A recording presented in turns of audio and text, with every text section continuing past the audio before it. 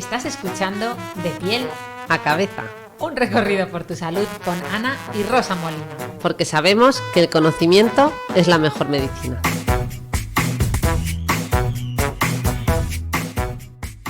Hola a todos y bienvenidos a un nuevo episodio de piel a cabeza, y hoy hablamos de un tema que a mí me encanta y además estamos con una persona que también nos gusta mucho porque es amiga, compañera de redes sociales. Estamos con Laura Cámara y me cuesta decir Laura Cámara sin decirlo de Ginesex, que es como ella se llama en redes sociales y como la podéis encontrar. Pero bueno, ante todo, bienvenida Laura. Está también Rosa. Hola Rosa, hola Laura, ¿cómo estáis? ¿Qué tal? Aquí preparadas para entrevistar a Laura, que es una invitada que había que haber traído hace ya tiempo. Hola chicas, pues yo encantada, súper contenta de que hayáis pensado en mí para este capítulo y bueno, súper ilusionada. Nada, con Laura tenéis un directo que hicimos hace unos años también en Instagram, que causó sensación. Fue uno de los directos más vistos, por lo menos en mi perfil. Así que también os animo a escucharlo. Pero es que ahora Laura ha lanzado un nuevo libro, un pedazo de libro que se titula Desearte, de la unión de deseo y arte, ¿no? O de desearte a ti misma. Yo creo que es un poco reflexivo, ¿no? De empezar por nosotras, un poco. Eso, yo es que lo interpretaba, me gustaba esa doble interpretación, digo, porque también es un arte, ¿no? Saber de deseo. Pero bueno, me voy a presentar como Dios manda, porque Laura tiene un perfil súper peculiar, muy especial. Ella es enfermera, especialista en ginecología y obstetricia. ¿Esto qué significa? Pues que estudió enfermería, pero luego hizo el EIR, que es como el MIR, pero yo creo que más difícil, y cogió además la especialidad más demandada, ¿no? Que es un poco la de ginecología y obstetricia, es decir, la de matrona de toda la vida, como decías tú en el libro. Exacto, sí. Lo que es el título es enfermera especialista en ginecología y obstetricia, pero en España todo el mundo conoce esta especialidad como matrona. Efectivamente, pero es que luego ella además no le bastó con eso, sino que se especializó mucho más y se formó en sexología, por lo tanto se hizo experta en salud sexual. Y no estaba suficientemente contenta con eso, sino que fue muy pionera porque fue una de las primeras personas que decidió fundar una consulta de salud sexual en el Hospital Virgen de las Nieves, que es un hospital de salud pública que está en Granada, porque Laura trabaja en Granada. Y esto sí que fue una iniciativa muy pionera, porque no es nada habitual que haya consultas de salud sexual en la Seguridad Social, y mucho menos llevadas lideradas por una enfermera. Así que yo le doy mi más sincera enhorabuena. Bueno, aparte ella fue la autora de los clitopendientes, que seguro que me los habéis visto alguna vez puestos, que son unos pendientes con forma de clítoris preciosos. Y nada, tiene también un podcast que se llama Sin Reglas con Susa, ¿verdad? Que también es enfermera, Susa Sanz. Exacto. Compañera de redes sociales. Y yo creo que, bueno, estaríamos hablando de Laura un montón más de tiempo, porque además nosotros ya sabéis que somos de Granada, tenemos muchas cosas en común. Ella ya es amiga, compartimos muchas veces hasta casos, ¿verdad? Nos ayudamos con casos que tenemos mutuo, porque compartimos pues toda la parte de, ya sabéis que los dermatólogos llamamos las enfermedades de transmisión sexual y también las mucosas, por lo tanto compartimos mucha parcela. Pero bueno, ya no me enrollo más, así que bienvenida Laura. No sé si quieres añadir algo. Nada, darte las gracias y sí decir que la consulta de salud sexual en el hospital no es un mérito mío, sino del equipo que hay, ¿no? que apuesta por la salud sexual de las mujeres en la sanidad pública, ¿no? Que aunque yo sea la que dé la cara, digamos, frente a las mujeres en esa consulta en el día a día, es mérito de todo el equipo de ginecólogas y ginecólogos y matronas que decidieron pues que la sanidad pública también merece este espacio, la salud de las mujeres, ¿no? Eso, muy buena.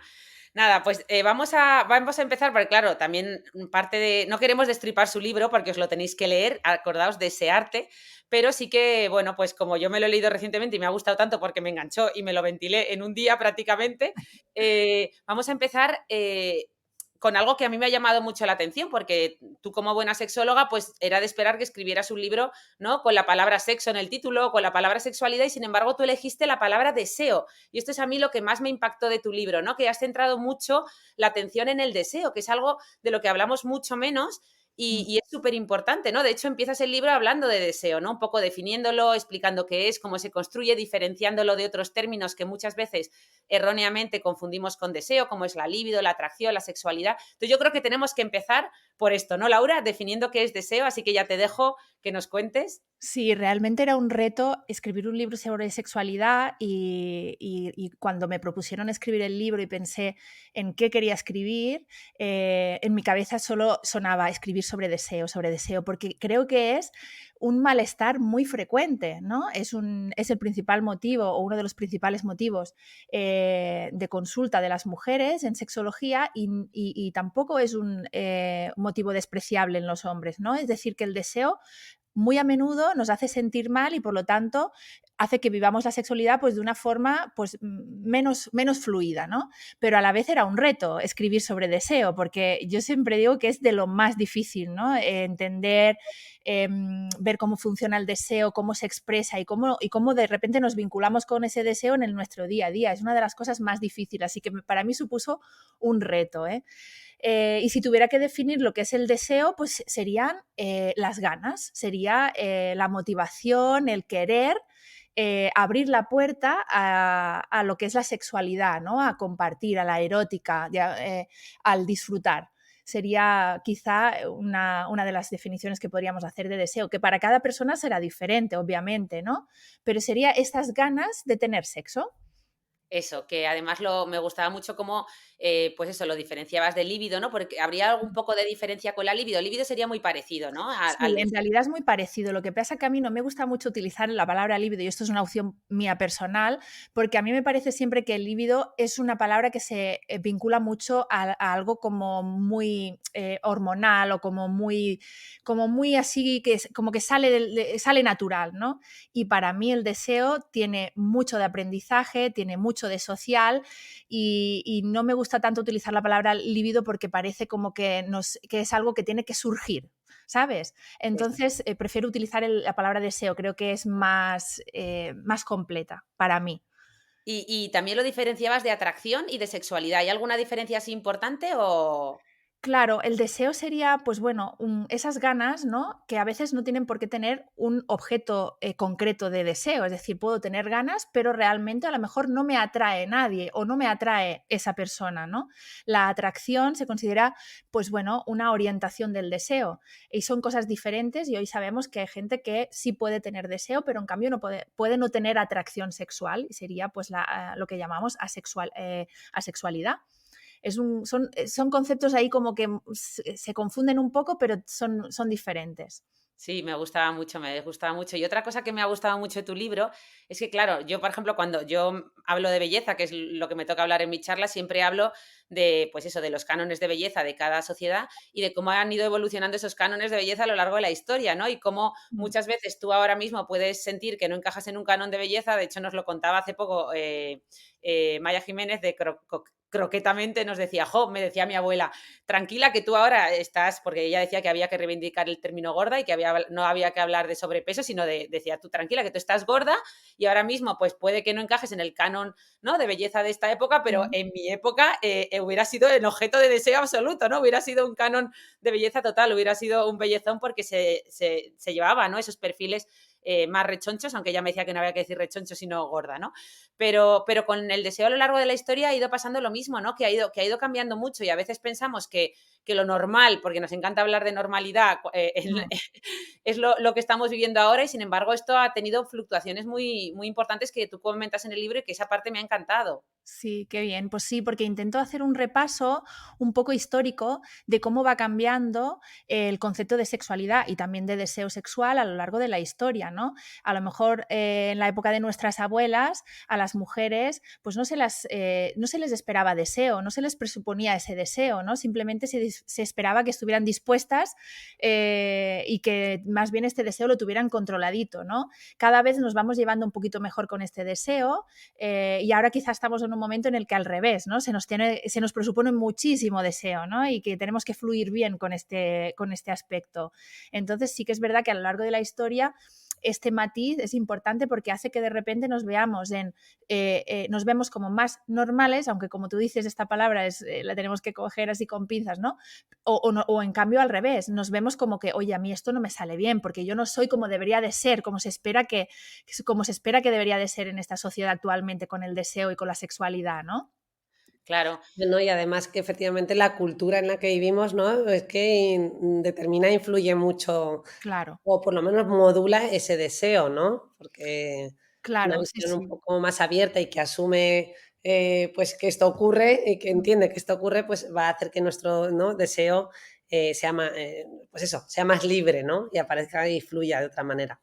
Claro, sí, sí, sí. O sea, entender que las mujeres tenemos una sexualidad propia, autónoma, saludable, un deseo que puede ser expresado sin censuras. Esto es una cosa muy de esta época. Esto hace 50 años, pues era una cosa como diciendo, pero ¿dónde vais, no? Vosotras, que más bien a quien tenía mucho deseo o expresaba un deseo así libremente, pues teníamos palabras, ¿no? Para definir ese tipo de mujeres, como más, bueno, pues más ligeritas o más exactamente, ¿no? O la palabra ninfómana, que nos ha caído a todas como diciendo, jolín, yo no quiero ser una ninfómana, porque ser una ninfómana significa que es una persona que tiene mucho deseo y esto está mal visto para nosotras, ¿no? Como mujeres, pero no está mal visto tener mucho deseo para un hombre, ¿no? Entonces, esto está claro que modula socialmente cómo aprendemos a comportarnos en nuestra sexualidad. Claro, y la moralidad, la religión, ¿no? Durante muchos años ha tenido un peso muy importante. La educación sexual, ¿no? Que cada vez más, pues por suerte, bueno, yo creo que tú ¿no? Vas a colegios a hacer estas clases de educación sexual, ¿no? Pues mira, antes iba y ahora cada vez voy menos, porque yo creo que también las sexólogas tenemos como campos de especialización, ¿no? Es decir, yo creo que para enfrentarte a una clase de alumnado de repente de primaria o secundaria, pues hay que tener unas tablas y yo cada vez me dedico más a la salud y hago menos este tipo de intervenciones en escuelas, ¿no? Y tengo compañeras que lo hacen estupendamente, pero también es verdad que es un momento delicado ahora mismo, para la educación sexual, porque el tema se está politizando tanto. Que incluso tengo compañeras que dicen, mira, es que yo no voy porque es muy difícil entrar en las escuelas, de repente se cuestiona muchísimo si educación sexual sí, si educación sexual no, como te digo, el tema está muy politizado y es una pena porque en un momento donde la educación sexual podría fluir perfectamente, porque cada vez somos una sociedad más moderna, ¿no? Y con más conciencia de que necesitamos educación sexual, pues resulta que, contrariamente, cada vez es más difícil poder acceder a las escuelas porque el tema está, pues bueno, yo siempre digo que ir a las escuelas ahora mismo o a los institutos a dar educación sexual es casi un deporte de riesgo para la que va ahí y a ver quién torea en estas plazas. Así que yo me quedo en mi hospital y en mis consultas sanitarias, que tengo compañeras que hacen esto mucho mejor que yo ya. Qué Total, bonito. se entiende, lo has explicado muy bien, Laura, porque yo creo que es una realidad que estamos viviendo y bueno, pero bueno, esa educación asexual, ya no solo a nivel de colegio, sino la misma que tú haces a nivel de redes sociales, al final nos impacta, ¿no? Y tiene un efecto positivo, igual que las representaciones culturales de la sexualidad, ¿no? Todos estos ideales de roles de género que vemos, las fantasías que nos presentan, los estereotipos, todo esto que vemos al final en medios de comunicación y en redes, es que influye, ¿no? Imagino en todo esto que estás contando. Totalmente, totalmente, claro, sí, sí, sí.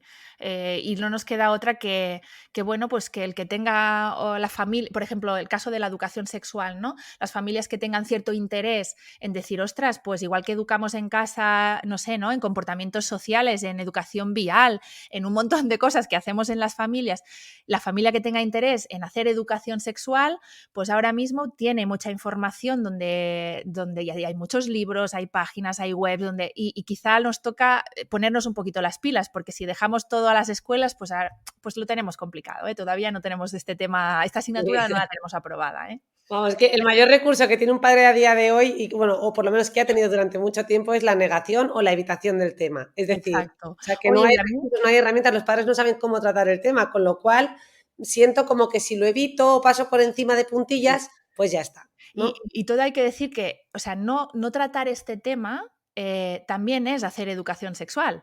Es hacer una educación sexual en la que tú estás diciendo en casa, no, aquí no se habla, esto es tabú, aquí no vengas a preguntar porque este tema aquí no lo tratamos, ¿no? Entonces, a mí me gusta explicar esto a las familias, decir, es que no hacer nada también está haciendo un tipo de educación sexual en la que no esperes luego que con 15 años o 16 o 17, no sé, la edad que vengan a preguntarte nada, porque tú no has abierto esta puerta en ningún momento en tu casa, ¿no? Has hecho una educación sexual basada en él, no, aquí esto va a ser un tema que no vamos a tratar. O sea que, ojo, y también la responsabilidad de las familias, esto es así. Sí. Oye, de lo que comentabais, nada, 2 puntualizaciones que me ha gustado mucho. Por lo primero, eso, cómo influye también muchas veces la educación, ¿no? Religiosa que hemos tenido, pues en nuestra época, por ejemplo, que se identificaba la sexualidad con algo malo, entre comillas, ¿no? Si se practicaba fuera del matrimonio, etcétera, y eso nos generó, por lo menos en mi generación, muchísimos sentimientos de culpa, ¿no? En esas primeras relaciones sexuales, que yo creo que esto más o menos lo vamos superando gracias a este mayor conocimiento de la sexualidad que hay hoy en día, pero también me ha gustado mucho que hablabais de los roles de género, ¿no? Lo habéis ido mencionando varias veces y aunque tu libro, Laura, tú lo dejas muy claro al inicio que tú estás más enfocada y que este libro va más enfocado a mujeres y a la salud sexual de las mujeres, sí que es cierto que al final hablas muchísimo de los hombres, ¿no? Y yo creo que este libro lo tienen que leer hombres y mujeres, bueno, todo el mundo, ¿no? No tiene género. Pero sí que me gustaría y me gustaba mucho una puntualización que tú hacías en el libro, que esto sí que mi cerebro hizo clic, cuando hablabas de esa sexualidad diferente en hombres y mujeres y cómo siempre a los hombres se les presuponía la sexualidad como un impulso que no podían controlar, ¿no? Y las mujeres sí, ¿no? Y esto me gustó mucho este matiz, porque esto es verdad que lo llevamos arrastrando durante mucho tiempo en nuestra cultura, que los hombres es que no pueden reprimir ese deseo sexual, es que es algo que les tienen un impulso mayor que las mujeres y tienen que satisfacerlo de alguna manera, ¿no? Y esto me impactó. Sí, esto yo lo veo muy grave, porque claro, presuponer que el sexo es algo que de repente no podemos evitar, pues es mentira. Yo que soy sexóloga, pues te puedo decir que mira, la sexualidad es una cosa muy buena, muy bonita, te da mucha calidad de vida, muy placentera, pero mira, que nadie se muere sin sexo. Entonces, entender que hay alguien o algunas personas que de repente no pueden evitar porque es una cosa que si no, pues les va a dar un patatús, tener sexo es un concepto muy peligroso porque ahí subyace la famosa cultura de la violación que tenemos en nuestra sociedad, ¿no? En la que de repente se excusa el que, claro, es que lo necesitan, ¿no? O es que los hombres lo necesitan, ¿no? Es algo inevitable para ellos. No, esto no es así. Todo el mundo es capaz de controlar lo que hace o lo que no hace, por mucho que desees una cosa, ¿no?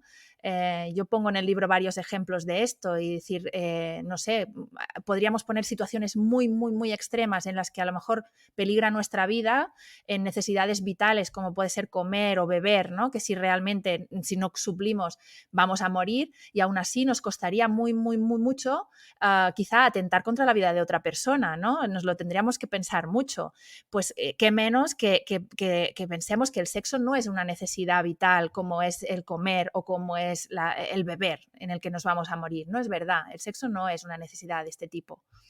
No, y sobre todo que efectivamente perpetúa esos roles, ¿no? De, bueno, es que le calentó y le dejó con las ganas y ¿qué iba a hacer? Es que ya no, ¿no? Que muchas veces victimiza.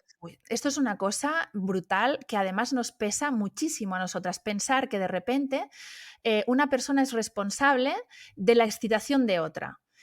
Y con lo cual, a veces las mujeres les cuesta iniciar contactos sexuales porque tenemos esa idea de que si empiezo ya no voy a poder parar. Es algo como que tiene un fin sí o sí en una relación sexual. Y esto es muy importante, no es verdad. Es decir, nosotros podemos empezar un montón de conductas eróticas y siempre tendremos que tener el derecho de poder decir, oye, pues yo hasta aquí, ¿no? No quiero seguir más. Y si tú te has excitado, pues muy bien, pues tú resuelve el tema como tú quieras, pero no, yo no soy responsable de terminar nada, ni de finalizar esta excitación. Esto es un concepto muy importante que a veces pesa mucho, ¿eh?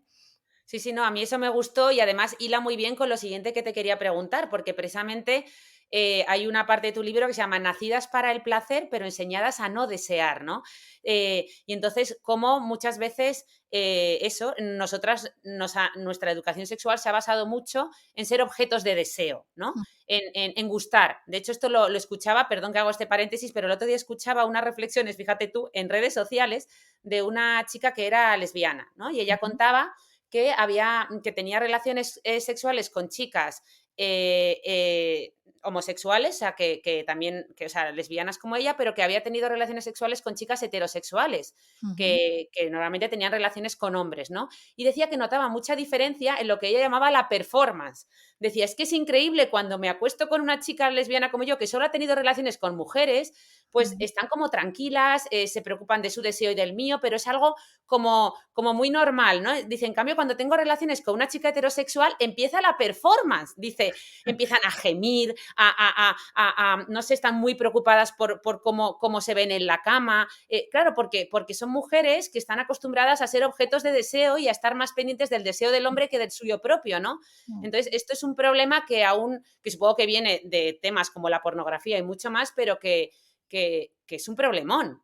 Sí, de alguna forma estamos muy preocupadas por cumplir un guión, ¿no? Un guión que ni nos hemos inventado nosotras ni hemos propuesto nosotras, sino que de alguna manera nos ha venido un poco impuesto, y que quizá el máximo exponente de esto es la pornografía, donde es una sexualidad muy para el hombre, ¿no? No tanto a lo mejor en nosotras. Esto estoy hablando de las relaciones heterosexuales.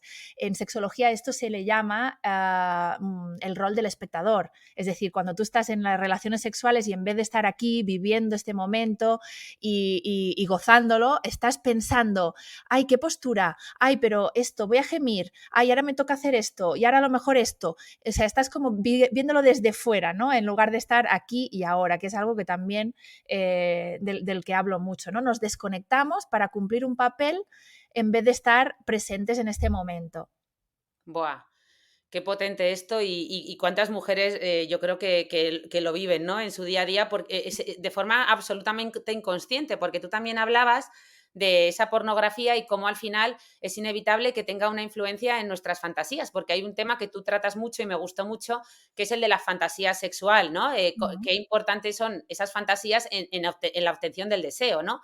Tanto antes como durante como después. Entonces, y que no tienen por qué tener una persona propia, pero claro, cómo esas fantasías, y que tú en eso lo abordas de una forma muy libre y me gusta mucho porque dices, mira, puedes tener fantasías de todo tipo, no pasa nada, todas están bien, ¿no? Tanto si te gusta más ser dominada, dominar, lo que tú quieras, o sea, de todo tipo, ¿no? Cosas que incluso socialmente no sean bien vistas, no pasa nada, es tu fantasía, es tu deseo, haz lo que quieras, pero es inevitable que esas fantasías al final tengan un guión muchas veces ¿no? Instaurado por la pornografía que vemos, que es la mainstream, y me gustó mucho cómo tú animabas a consumir pornografía no gratuita, como la de Erika Last, etcétera, que yo también la he recomendado muchas veces en redes sociales, que aunque hay que pagarla, pero es una pornografía más justa, ¿no? Con el deseo sexual de las mujeres y con la sexualidad femenina. Sí, sí.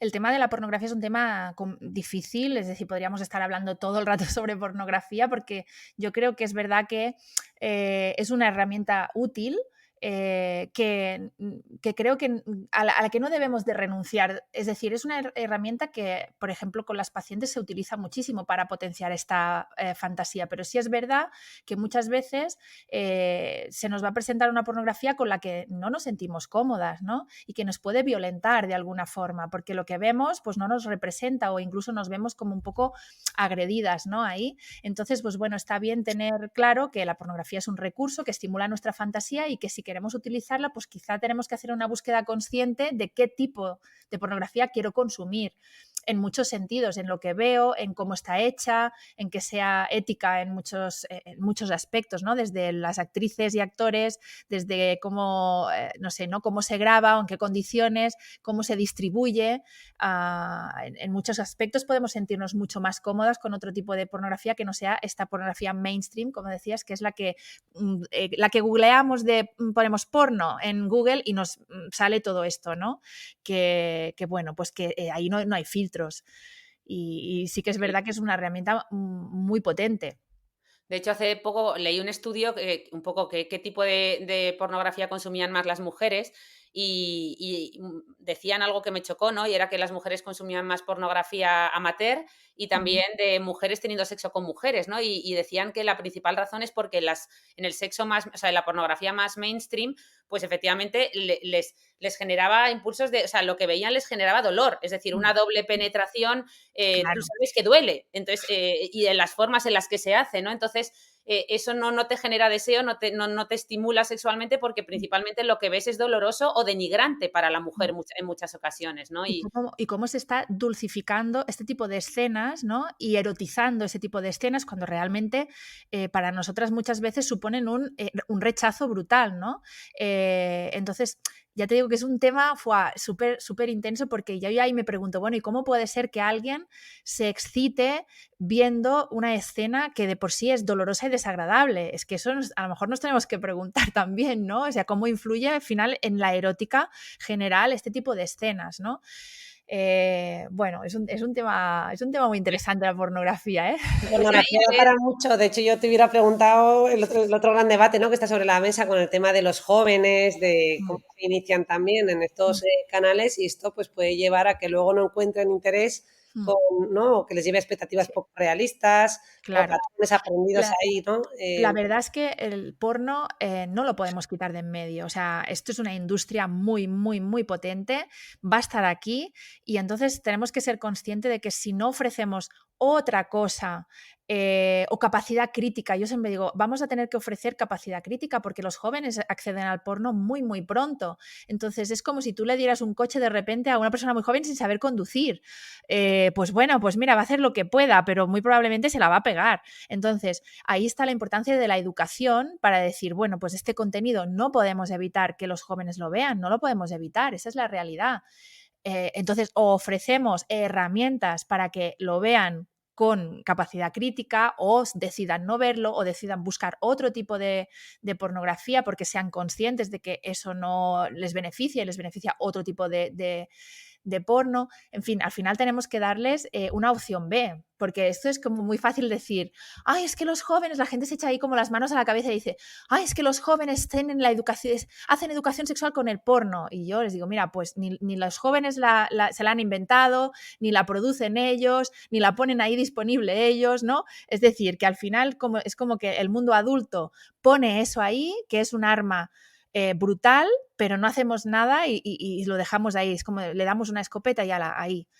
Entonces, Bueno, has pues dicho una nada, palabra clave que yo creo que es el gran reto de los jóvenes de hoy en día que tenemos que enseñarles, que es el pensamiento crítico, porque yo creo que esto que acabamos de hablar es extensible a muchos otros aspectos de nuestras vidas a día de hoy, totalmente. y yo creo que es una de las, ¿no?, grandes asignaturas pendientes o que habrá que desarrollar más intensamente con los jóvenes, ¿no?, a todos los niveles, ese pensamiento crítico, porque es aplicable a todo, ¿no? Sí, y que aún ellos lo así, piden, ¿eh? O sea, la juventud está pidiendo, oye, es que nosotros queremos saber de esto, queremos aprender de esto, somos conscientes de que en la adolescencia nos metemos estamos entrando en el mundo adulto y estamos entrando de lleno en la sexualidad, queremos aprender y queremos herramientas. O sea, que es tanto que criticamos a los jóvenes, ¿no? Muchas veces yo digo, jolín, si es que nos lo están pidiendo poder aprender y tener recursos sobre esto, ¿no? Nos toca a nosotros responder. sí, no quiero ser negativa, pero totalmente, o sea, totalmente de acuerdo con lo que decís, pero creo que con el pensamiento crítico no es suficiente, porque al final algo que es completamente mainstream y gratuito, y que tiene una influencia a nivel un poco subjetivo, ¿no? Que es como es las fantasías sexuales, aunque lo veas con pensamiento crítico, si eso es lo único que consumes, yo creo que al final termina teniendo un impacto en las fantasías de hombres y mujeres, y es un problema. Así que nada, como para un poco zanjar este tema y poder pasar a otro, decir que, oye, Laura tiene en su libro una pedazo de parte donde explica cómo tener mejores fantasías sexuales, así que os animo a leerlo. Y me gustaría continuar con otro, o sea, un poco con muchas, o sea, una gran parte de tu libro es hablando de la insatisfacción sexual en las mujeres, porque claro, también es en parte a lo que te dedicas, ¿no? Una consulta de salud sexual y muy centrada en mujeres. Entonces, me gustaría empezar con cómo han influido también estrategias que hemos escuchado toda la vida, ¿no? Porque, claro, nuestra educación sexual muchas veces en la familia ha sido yo por lo menos, cada vez que me iba a algún campamento de pequeña había dos palabras, ¿no? Ten cuidado, o sea, eso es el ten cuidado, no te vayas a quedar embarazada, o sea, todo lo que te pueden contagiar, un poco, y luego ese miedo a la pérdida de la virginidad, que ya hemos hablado en alguna vez, o sea, tanto tú como yo, Laura, que la virginidad es uno de los mitos que más daño ha hecho a las mujeres, ¿no? Y que ya sabemos que la virginidad no existe como tal, pero bueno, no sé si nos quieres comentar algo de esto.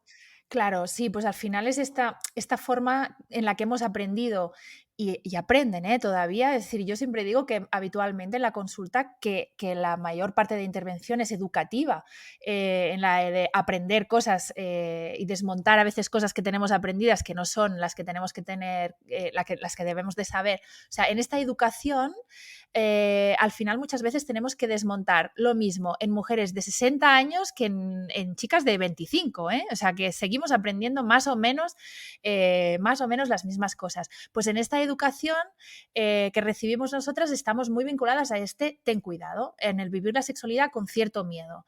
Pues bueno, pues miedo al embarazo, miedo a las enfermedades, que ahora con el boom del VPH, de las ITS, pues hay una vinculación siempre a través del miedo, ¿no? Y de esta pérdida de virginidad, como si de repente fuéramos nosotras un cuerpo con un regalito que alguien tiene que estrenar. Bueno, y esto además es fatídico, que alguien lo estrene es terrorífico, con lo cual ten cuidado, ten cuidado, ten cuidado. Claro, en un momento en el que de repente en la adolescencia empezamos bueno, pues a tener comportamientos más eróticos, a querer indagar más en este tema, el principal escudo es ten cuidado. Pues no podemos aprender libremente y con tranquilidad sobre este tema. Claro, luego pasan 10 años más y luego ya es como sí, ahora ya tiene que salir esto súper bien. Y yo digo, pero bueno, ¿y cómo lo hacemos? Porque si toda la vida a mí me han dicho que esto está muy mal y todo mal y ten cuidado, y ahora de repente tengo que ser una persona súper sexual, ¿por qué no? Porque ya como tengo pareja y tal, ya se considera que ahora sí. Ahora ya tienes que desenvolverte bien en esto. Pues bueno, a mí que me expliquen cómo lo tenemos que hacer, porque esto es muy difícil, ¿no? Entonces, como tú decías, ¿no? Esta cultura en la que, en que el mensaje principal es tenemos que defendernos de esto que es la sexualidad, pues no aprendemos a comportarnos libremente. Y también me gustaba mucho que otra de las causas de insatisfacción sexual que comentabas en tu libro era, bueno, por un lado la comparación, o sea, que esto es, bueno, yo creo que en todas las parcelas de la vida, y luego cómo muchas mujeres fingían orgasmos, ¿no? Que esto es algo que lo hablamos mucho, a veces estamos con grupos, me pasa mucho, ¿no? Que estoy con grupos de amigas y todas, ¿quién ha fingido un orgasmo? Y todas levantan la mano, vamos, como diciendo, eso nos ha tocado a todas, claro, cuando te toca con un mal amante, ¿no? Entre comillas, que al final dices, mira, mejor que termine antes y lo cuentan con gracia y se ríen, pero yo creo que es algo muy grave, ¿no? Esto de fingir orgasmos y sin embargo luego muchas veces estoy con hombres y dicen, no, a mí nunca, no, todas las mujeres llegan muy bien, no hay problema, o sea, pero digo, claro, a lo mejor han fingido y todos, no, ¿cómo van a fingir? O sea, es como una brecha ahí brutal Totalmente. de percepción y que es un problemón, ¿no? Lo que tenemos con esto también. Perdonar que lo estoy abordando todo como problemones, pero porque la sexualidad femenina me preocupa mucho. Sí, sí, sí. O sea, yo creo que en general ahí se unen dos cosas, ¿no? Por un lado, esta insatisfacción del que es un bucle del que tenemos que aprender a salir, ¿no? Es decir, aprender qué nos gusta, qué nos viene bien, cómo es lo que nosotras, qué es lo que tenemos que hacer para tener placer en nuestras relaciones sexuales y por otro lado, ser capaces de llevarlo a cabo. Por lo tanto, bueno, pues fingir orgasmos, pues está claro que no nos beneficia. ¿Por qué? Pues porque al final es repetir un patrón en el que no te está llevando al orgasmo. Algo está pasando, ¿no? Y esto a su vez afecta muchísimo al deseo, porque obviamente si yo tengo unas experiencias sexuales en las que siempre me quedo frustrada y siempre me quedo yo ahí como diciendo, pues mira, esto tampoco es para tanto, no, no me lo paso tan bien como yo esperaba, pues oye, pues tampoco la motivación, que Rosa de eso sabe mejor que yo, ¿no? Esa motivación para volver a tener esa conducta que me ha generado placer y que me ha resultado agradable, pues no está, ¿no? Y ahí el fingir orgasmos, pues obviamente no nos lleva a ningún sitio. ¿Que las mujeres fingen orgasmos? Por supuesto que los fingen. ¿Que los hombres se creen que no? Por supuesto también. Mira, yo tenía una amiga que decía, mira, tú cuando te acuestes con un hombre, tú tienes que dejarlo mejor de lo que te lo has encontrado. Por lo tanto, tienes que explicar las cosas y claro, ¿qué pasa? Que de repente nos encontramos con alguna mujer que dice, no, mira, pues esto a mí no me viene bien, no he conseguido llegar al orgasmo porque no sé, no me ha funcionado, ¿no? Pues ahí la respuesta muchas veces es como, pues entonces tú serás la rara, porque el resto a todas las ha ido muy bien, ¿no? Con lo que estábamos haciendo. Bueno, pues a lo mejor muchas hemos fingido que esa situación nos iba bien y voy a hablar ¿no? En incluirnos a todas, porque yo creo que esta parte la hemos vivido todas, de decir, bueno, pues voy a hacer un poco el paripé pues para no herir esa masculinidad y no decir, ay, pobre, con lo que se ha esforzado. Con lo que se ha esforzado y ahora aquí, bueno, pues mira, fingimos y se acabó. O simplemente por acabar, por decir, esto está siendo un desastre, mejor acabamos y se acabó, ¿no? Y a chimpuña otra Bueno, cosa. acabamos que acabe él, porque tú Bueno, no sí. acabas, ¿no? No, me ha gustado mucho esto. Y además, oye, también decir que tú, Laura, y lo dices mucho, que no, o sea, que aquí también tenemos parte de responsabilidad. Y tú cuentas muy bien cómo los hombres a lo largo de la historia también han tenido ese rol de tener que no solo ocuparse de su satisfacción sexual, sino del de la mujer. Es como tienen que saber tocar, un poco también por arte de magia, sin que nadie les explique, porque muchas veces las propias mujeres no lo saben, ¿no? Claro, y qué lastre, pobres, ¿eh? Qué mochila lleve. Yo creo que los hombres tienen que ya soltar ese lastre de ellos, tener que saber hacer, tener que, de alguna forma, ser el que lleve, ¿no? este encuentro. Y no es verdad, ¿no? Tienen que quitarse esta presión. Porque tampoco les benefician nada. Es decir, estos son dos caras de la misma moneda, ¿no? La educación sexual que hemos recibido nosotras y la que han recibido ellas, pues hay muchas cosas de las que tenemos que desprendernos, porque si no, no vamos a llegar a un entendimiento, ¿no? Jamás. Sí, y también me gustaba un melón que abres mucho en tu libro, que es el de cumplir.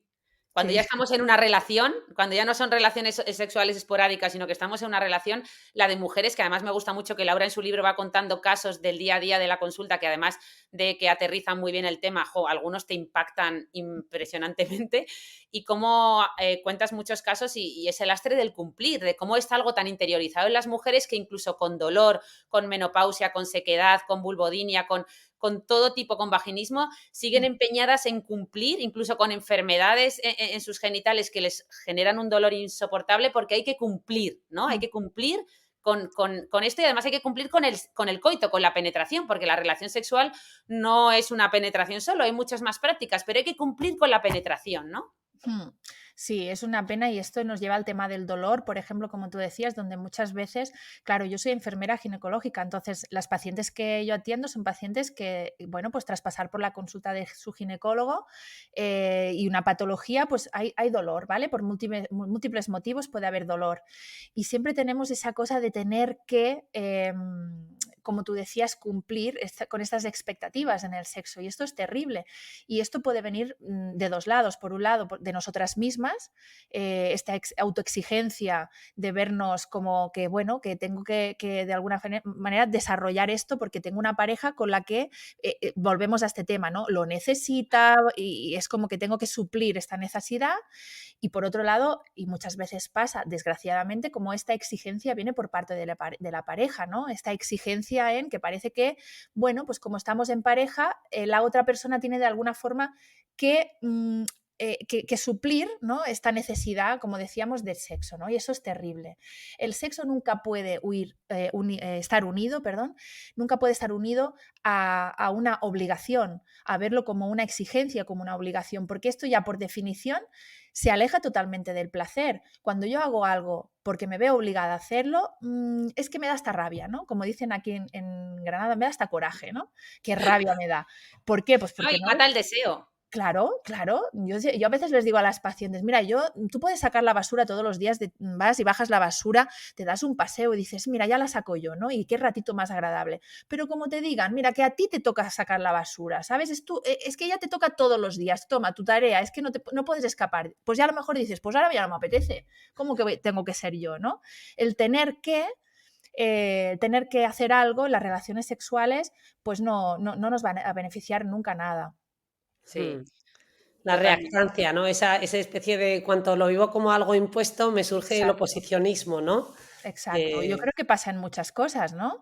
Y Sí. lo podemos extrapolar a muchas otras facetas de nuestra vida. Lo que pasa que en el sexo, como bueno, pues como lo hablamos poco y a lo mejor nos cuesta más desenvolvernos en este lenguaje, pero en el sexo pasa igual que, no sé, a la hora de estudiar, ¿no? Cuando tú te viene, es como que tienes que, venga, a echar horas y tal, y impuesto, o leer, ¿no? Yo que tengo las niñas pequeñas, pues tienes que leer. Jolín, pues no apetece leer, pero bueno, a lo mejor si en vez de tener que leer buscamos la manera de que leer sea gustoso y que leer sea aporte algo, pues ya no es una obligación, ya lo hacemos porque nos gusta, ¿no?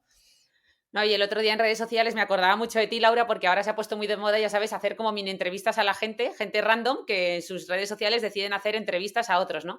Y el otro día había una chica preguntando a la gente por la calle por cuál creía ellos que era la frecuencia adecuada de relaciones sexuales semanales, ¿no? Y unos decían, pues una vez a la semana, 2. A veces le preguntaba a parejas y uno decía 6 y el otro decía 1. Entonces, tú lo cuentas muy bien en el libro, cómo es importante también tener esto en cuenta cuando salimos a buscar pareja, ¿no? O sea, incluso hablarlo, igual que hablamos muchas otras cosas de quieres o no tener hijos, dónde quieres vivir. Oye, ¿cuántas relaciones sexuales más? O sea, ¿no? ¿Te consideras Claro, un poco que... teniendo sí, sí, sí, o sea, teniendo en cuenta que es algo que va a cambiar a lo largo de tu vida, ¿no? A lo mejor no tu frecuencia ideal a los 20 años no será la misma que con 36 y 2 hijos. La frecuencia ideal, según el momento de tu vida, pues va a cambiar, ¿no? Pero la frecuencia no puede ser un buen medidor de tu salud sexual, porque esto es una cosa muy, muy personal y que a menudo no tenemos un problema con la frecuencia en sí, sino con la frecuencia comparada con otra persona, con nuestra pareja, ¿no? Habitualmente. Entonces ahí es donde sale muchas veces el conflicto, porque mira, tener ganas una vez a la semana, pues está muy bien. Tener ganas una vez al día, pues también muy bien. Tener ganas una vez al mes, pues mira, pues si tú con una vez al mes estás más que satisfecha, pues también está bien. ¿De dónde viene el conflicto? Cuando estas diferencias de frecuencias ideales chocan, ¿no? Y ahí entramos en la exigencia porque yo quiero más, tú no quieres, y ahí es donde se crea un problema, ¿no? Habitualmente. A mí me gusta decir que en una consulta de sexualidad la pregunta de qué frecuencia tienes es una pregunta que tenemos que hacer con mucha delicadeza o incluso no hacerla, porque ahí podemos hacer siempre como un juicio de valor, ¿no? Cuando tú preguntas, ¿qué frecuencia tienes? Y alguien dice, una vez a la semana, pues tú ya dices, ah, bueno, pues no está tan mal. Oye, pues fíjate, pues tiene un montón, porque a lo mejor tú tienes menos. Es decir, ahí es un concepto súper personal que no nos puede valer para evaluar esa sexualidad muchas veces, ¿no? Hay que hablar con Broncano y la resistencia, que deje de hacer esas 2 preguntas finales de frecuencia sexual y ingresos monetarios, porque está Tal cual. destrozando a la gente, sobre todo desde que fue allí Pilar Rubio y dijo que todos los días, sin falta, Madre mía. que lo tenía dentro de su rutina de ejercicio físico, y yo creo que ya destrozó al 90% de los españoles. Pero bueno, La pregunta tendría que ser, quizá, cada vez que tienes relaciones sexuales, ¿lo haces con tranquilidad, con deseo, con calma y porque te apetece? Esa sería la pregunta ¡guau! ideal. Qué bueno, Laura, totalmente. Oye, me gustaría terminar este podcast con 2 cosas, que es hablar un poco de las etapas, un poco entre comillas, de diferencia hormonal en la mujer, como es el embarazo, la crianza, también la menopausia, pero antes de pasar a ese bloque final, sí que quería un poco, que esto es algo que además yo creo que tú y yo coincidimos, en cómo, bueno, pues gracias a los juguetes sexuales y gracias a muchas otras cosas, pues por fin el clítoris está en el mapa, ¿no? Y a mí me gusta mucho explicar tanto a los alumnos, que yo también hago algo de educación sexual en la Universidad Autónoma de Madrid, cuando me toca la parte de mucosas y de enfermedades de transmisión sexual, pues siempre les recuerdo que el órgano sexual de la mujer no es la vagina, no es esa unión pene-vagina que siempre hablamos, sino es pene-clítoris, ¿no? Y siempre les digo que intentar que una mujer llegue al orgasmo solo a través de la penetración, ¿no? Pues sería lo mismo que intentar que un hombre llegara al orgasmo pues solo tocando el escroto, ¿no? Sería algo muy difícil. O como tú lo cuentas también, cuando una mujer ya la has estimulado, porque se habla de esos famosos preliminares, y de repente le quitas toda la excitación porque le empiezas a tocar zonas que no son tan excitantes, ¿no? Y siempre me gusta recordar que la vagina es el canal del parto, es una zona no precisamente súper sensible, sobre todo en la parte superior, ¿verdad? Porque por ahí tiene que salir una cabeza enorme, muchas veces nos ponemos Tampax ahí y no nos enteramos gracias a que es poco sensible y que tenemos un órgano sexual ahí que es el importante y que se lo recuerdo muchas veces. Mis amigos se enfadan cuando les digo, es que el clítoris es igual o más grande que un pene y además es muy parecido, tiene sus 2 cuerpos cavernosos, tiene su glande y todos me miran horrorizados. ¡Ay, no me digas eso, socorro! ¿Qué dices? ¡Qué asco! Y digo, ¿cómo que qué asco? O sea, pero ¿por qué lo de la mujer tiene que ser más pequeñito? Ah, no, ¿sabes? Es algo que gracias a Dios últimamente está más en el mapa y en las conversaciones y que es digno de celebrar, ¿no? Sí. Bueno, y además que en el imaginario colectivo el clítoris sea siendo un órgano pequeñito, alimenta el mito de difícil de encontrar, es como que, claro, para esto hay que como que ser un maestro, ¿no?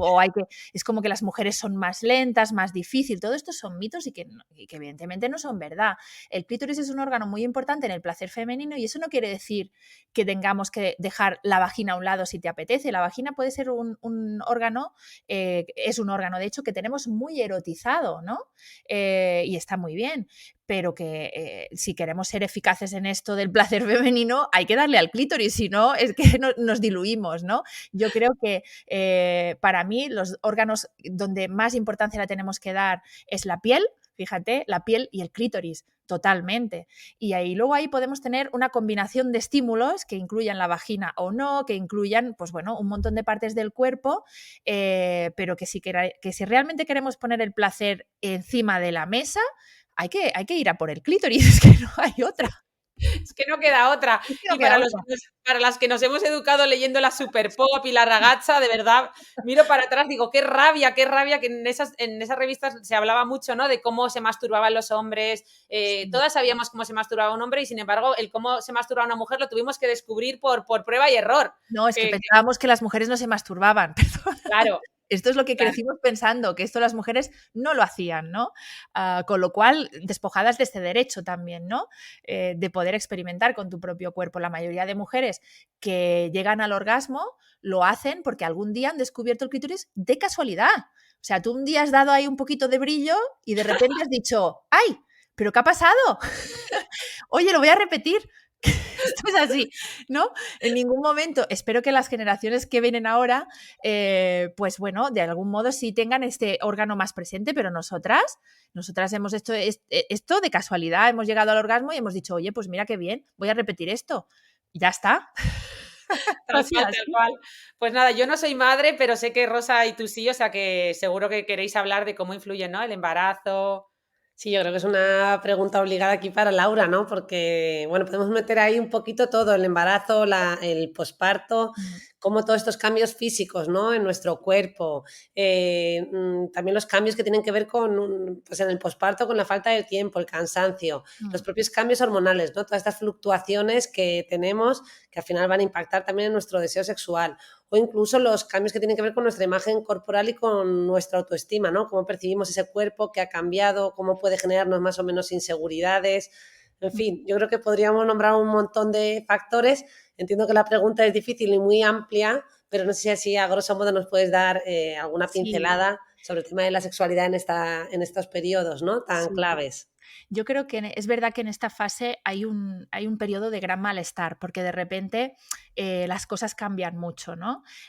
Yo creo que mi estrategia siempre es explicar qué es lo que pasa en esta fase para que de alguna forma nos entendamos y rebajemos el nivel de tensión y el nivel de cuánto mal nos sentimos con esto, porque si no, pues lo tenemos difícil. Está claro que en el posparto hay un cambio hormonal, tenemos la prolactina ahí en las mamás que están dando el pecho incluso muy elevada. Esto es un antídoto natural del deseo, la prolactina elevada, los cambios corporales, el cansancio, el no dormir, ¿no? Que de alguna forma, aunque una mamá no sea jefa de una multinacional, es un periodo súper estresante en la vida de una persona, ¿no?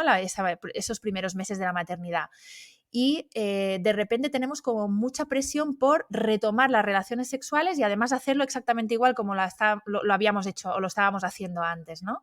Bueno, pues quizá esto es una utopía, hay que cambiar un poquito el punto de mira, ¿no? El cómo recuperamos otra vez pues este espacio erótico en la pareja, cómo de repente tenemos que buscar tiempo, donde antes no nos hacía falta encontrar tiempo, ahora hay que buscar tiempo, ¿no? Y hay que buscar momentos en los que no prima el cansancio, porque muchas veces en el posparto pasa una cosa y es que de repente tienes un ratito y dices que yo quiero dormir. O sea, lo que más placer me va a proporcionar ahora mismo en mi vida es dormir. Entonces, ¿por qué no naturalizamos esto, ¿no? Y el que de repente la frecuencia puede bajar porque la motivación para tener relaciones en esta etapa pues es menor. Es verdad que las cosas tienen que ir cambiando de una forma progresiva a medida que nuestros niños y niñas se van haciendo más mayores. No demanda lo mismo un bebé de 6 meses que un niño de 6 años. Y es verdad que muchas veces las dinámicas de las parejas empiezan a cambiar en un posparto inmediato y se quedan ahí como mal durante mucho tiempo, en donde ya el factor hormonal ahí no explica nada, ¿no? Ya es más bien el cómo de repente han ido cambiando las cosas. Es una etapa muy interesante. Es una etapa interesante también porque yo creo que ahí hay un factor que hay que hablar y es en la carga mental y la carga que supone para las mujeres la maternidad. en el que muchas veces pues esto también es muy desigual, ¿no? Como los hombres a veces siguen manteniendo más o menos el ritmo de vida que llevaban antes y en cambio para las mujeres cambia radicalmente. No sé si estáis de acuerdo, o tú, Rosa, que eres madre, ¿no? No sé si estás de acuerdo, pero yo veo muchas madres de repente que digo, madre mía, es que esta mujer le ha cambiado la vida 200%. Y él, pues bueno, vamos a ponerle un 10%, pero no más, a ver, ¿no? Totalmente. A ver, yo he de decir que, bueno, en mi caso tengo suerte, nos organizamos bastante bien y creo que tenemos un reparto así medio tácito, pero evidentemente todavía no hemos llegado a una igualdad en este sentido, en esta carga mental que bien menciona, es una realidad y de hecho yo que atiendo también en consulta, una de las quejas más repetidas es esta, es decir, que las mujeres traen esto y lo ponen sobre la mesa de la consulta diciendo que esta carga mental, este estrés les está pasando factura, ¿no? O sea, es una realidad de una mayoría todavía a día de hoy, ¿no? Yo creo que ahí pasan dos cosas. Por un lado, nuestra cabeza está saturada de un montón de cosas y donde hay mucha saturación, pues no tiene cabida el deseo y el placer, es como eso es secundario, ya hemos dicho que no es una necesidad vital, pues yo quito de en medio todo lo que ahora mismo es, lo que ahora mismo, perdón, es prescindible en mi vida, ¿no? Por un lado esto. Y por otro, yo siempre veo que esto nos lleva a un poco de enfado. Es como, ay, qué cabreo tengo, ¿no? Que a mí esto de la maternidad, pues no me lo habían contado así. ¿Esto qué es, no? Esta idealización de la maternidad que de repente me doy de bruces contra un escenario muy hostil, ¿no? Para nosotras. Y esto de alguna forma yo creo que también nos aleja de este escenario, ¿no? De erotismo y de tranquilidad que hace falta para que las relaciones sexuales se den.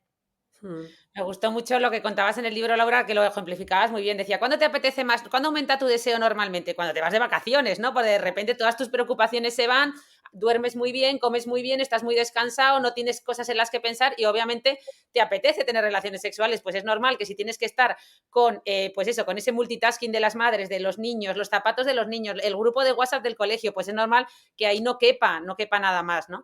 Pero bueno, ya para terminar, te quería preguntar, o sea, queríamos preguntarte nada, 2 pinceladas, porque yo ahora que ya estoy más cerca de la menopausia que de la edad fértil y que encima mis amigas en general son más mayores que yo y todas me empiezan a contar, algunas no, pero la mayoría sí que me dicen, bueno, pues palabras textuales de alguna amiga mía, ¿no? Que está en torno a los 48, 50 y me dice mucho, jo, con lo sexual que yo era y noto mucho descenso de mi deseo, de mi líbido, tal.